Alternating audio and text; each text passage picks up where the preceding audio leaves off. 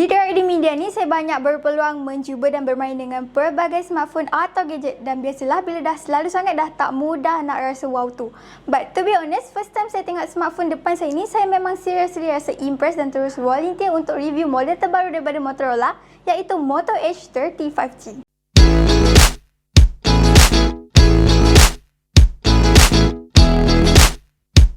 Nak tahu kenapa saya impressed dan suka sangat dengan phone ni? Kejap saya tunjuk. Tengok design dia. Memang nipis dan memang sleek. Motorola diklaim Moto Edge 30 ni sebagai smartphone 5G yang ternipis di dunia. Frankly speaking, saya tak sure betul ke tak fakta ni. Saya pun tak kisah sangat manufacturer atau brand yang keep claim first in the world.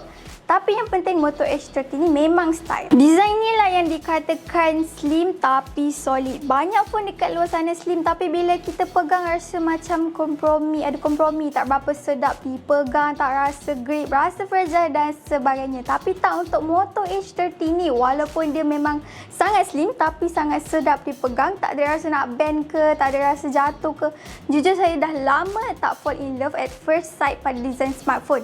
Sehinggalah hari ni saya jumpa dengan Mr. Moto Edge 30 ni.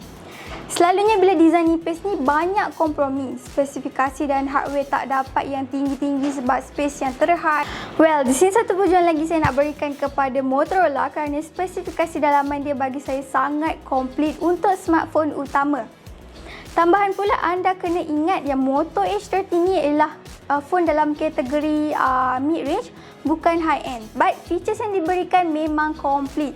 Tak percaya? Okey, kita start dengan kamera. Terdapat 3 kamera belakang pada Moto Edge 30 ni. Ada 2 lens 50MP untuk main kamera dan ultra wide yang juga berfungsi sebagai macro kamera, dan 1 2MP depth kamera. Untuk kamera hadapan pula terdapat 32MP yang bagi saya kualiti dia memang cukup baik untuk kaki selfie. Pendekkan cerita, kamera setup dia memang sama macam big brother dia, Moto Edge 30 Pro. Walaupun harga beza antara kedua ni agak besar, mari saya belanja sikit a few hasil gambar Moto Edge 30 ni.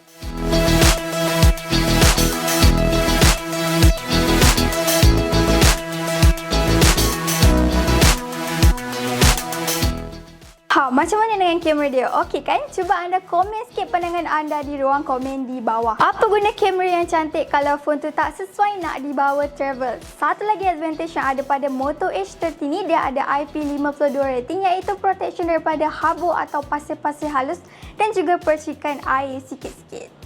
Tapi sikit-sikit je lah, tak bolehlah nak bawa berendam ataupun ke dalam swimming pool. Tapi kena ingat, tak banyak smartphone dalam kategori ni yang ada protection IP52 rating ni. So bagi saya, IP52 rating ni still better than nothing. Okay, so apa lagi feature yang jarang ada pada sebuah smartphone mid-range, especially yang super slim macam ni?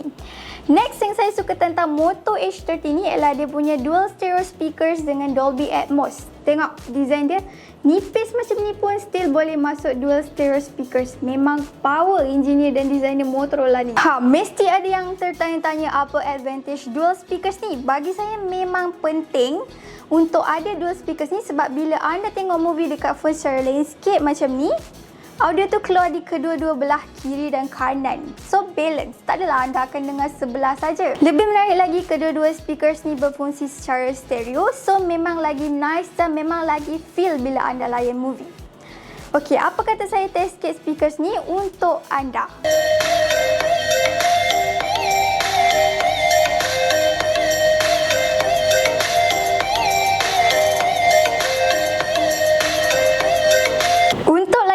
Se-enjoy mungkin, audio dah padu, display pun kenalah power. Don't worry, aspek display pada Moto Edge 30 ni tak mengecewakan. Dia mempunyai 6.5 inci AMOLED display dengan resolusi Full HD+, refresh rate setinggi 144Hz dan juga support HDR10+. On paper memang tak ada apa dah nak komplain, perfect. Dan in reality pun saya enjoy menggunakan Moto Edge 30 ni. Display dia menghasilkan color yang punchy dan vibrant. Memang sesuai untuk cinema or gaming mode. Refresh rate dia pun memang legit laju dan super smooth bila scrolling. Memang satisfying. Cuma satu yang saya tak berapa suka ialah tak banyak konfigurasi yang kita boleh buat pada display setting dia.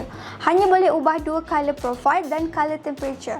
Lagi bagus kalau dapat customize level RGB, so pengguna boleh adjust berdasarkan preference masing-masing. Bercakap pasal preference, sure ada yang tertanya-tanya kenapa saya tak cakap pun pasal performance.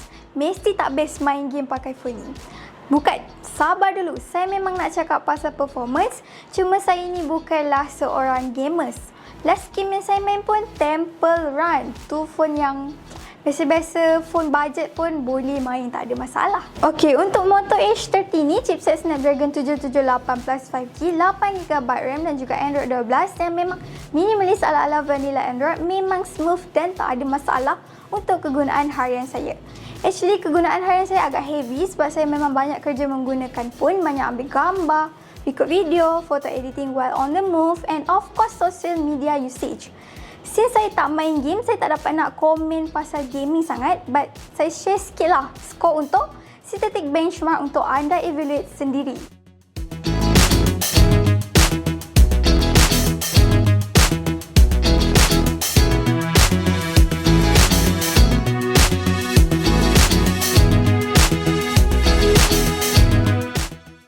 So macam mana dengan performance dia? Not bad kan? Ni advantage mid-range chipset sekarang. Gap antara kategori ni dengan flagship actually dah tak besar macam dulu. Sometimes tu kita tak perasan pun kita tengah guna chipset 7 series bukan 8 series. Sebab chipset baru ni memang sangat capable untuk sebarang aktiviti. Tapi satu advantage yang memang remit untuk mid-range chipset ni berbanding dengan high-end adalah power efficiency. Moto H30 ni tak mempunyai bateri yang besar. In fact, pada 4020 mAh ni agak kecil untuk era ni. Smartphone mid-range lain ada yang dah sampai 5000 mAh bateri. Tapi Motorola claim phone ni boleh bertahan sehingga 30 jam. Betul ke? Based on kegunaan harian saya, actually saya rasa memang boleh. Sebab dari pagi sampai malam nak tidur tu saya tak perlu nak charge Moto H30 ni. Biasanya kalau phone high-end especially, pukul 9 atau 10 tu memang dah nak kena charge.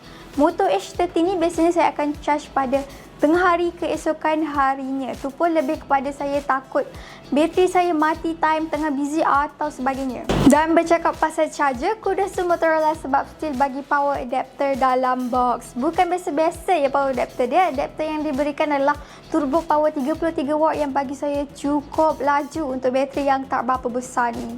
Just nice. Okey, dari tadi benda best je. Macam tipu je Rara ni. Phone RM1600 je kot, takkanlah perfect sangat. Well, actually ada kelemahan pada Moto H30 ni. Cuma bagi saya, kelemahan dia tu bukanlah masalah yang besar. Sebagai contoh, internal storage dia hanyalah 128GB dan tak ada sokongan memory card slot. Macam mana kalau tak cukup? Kenalah download guna cloud service macam Google Photos dan sebagainya. But still, if Motorola bawa masuk storan 256GB, saya memang prefer yang tu lagi. Selain daripada tu ialah Moto H30 ni belum boleh menggunakan perkhidmatan 5G di Malaysia ni. So walaupun anda ada SIM card 5G berada di kawasan 5G, anda terhad kepada 4G sahaja pada Moto H30 ni. Perkara ni actually kena juga pada banyak phone 5G yang ada di Malaysia ni, dan masalah ni bukanlah masalah device tu saja. Ada juga faktor lain. Cuma diharap 5G tu memang akan dapatlah pada Moto H30 ni. Pada harga RM1599, Moto H30 ni memang sebuah smartphone mid-range yang sangat capable and worth to buy. Memang dia tak ada brand nama yang popular macam smartphone mid-range yang lain, iaitu macam Xiaomi ke, Vivo, Oppo dan Realme. Tapi bagi saya, anda memang patut consider Moto H30 5G ni. The best way, terus datang ke Daridi Outlet and try dulu phone ni, main-main dengan features dia dan verify apa yang saya cakap ni legit ke tak. Yang penting jangan bias. Okay, that's all from me at Daridi Media. Thank you for watching. Stay safe and see you in the next video. Bye!